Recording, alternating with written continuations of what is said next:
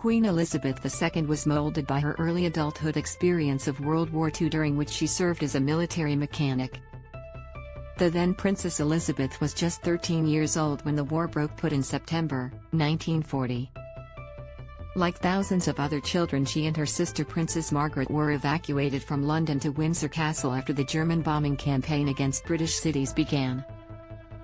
Live updates. Midnight crowds swarm palace in a morale-boosting radio broadcast. Princess Elizabeth spoke to other child evacuees of the royal pair's experience.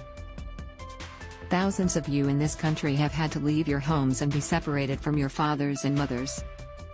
My sister Margaret Rose and I feel so much for you, as we know from experience what it means to be away from those you love most of all.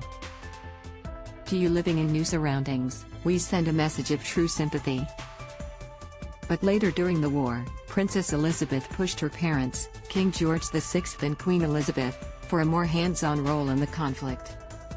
The young princess briefly became known as No. 230,873, Second Subaltern Elizabeth Alexandra Mary Windsor of the Auxiliary Transport Service, ATS, the women's branch of the British Army.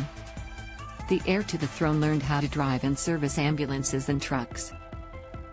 She rose to the rank of honorary junior commander within months.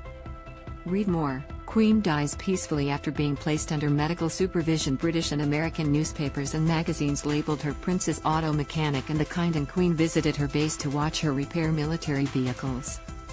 Her wartime experience behind the driving wheel and under the bonnet gave her a lifetime passion for motoring.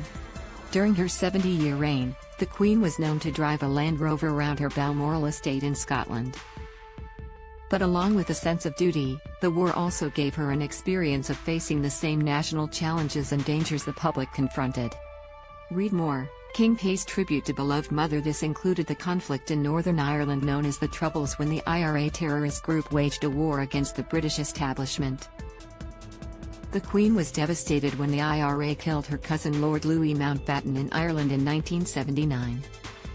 She also showed her grit when confronting personal dangers. In 1981, during the Trooping of the Colour ceremony in London, a teenager fired 6 blank shots at her as she rode her horse down the mall.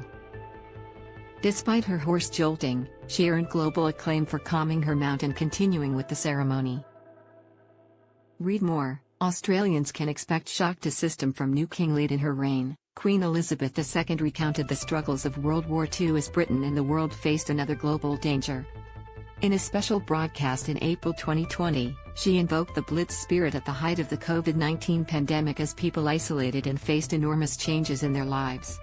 It reminds me of the very first broadcast I made, in 1940. Today, once again, many will feel a painful sense of separation from their loved ones. But now, as then, we know, deep down, that it is the right thing to do.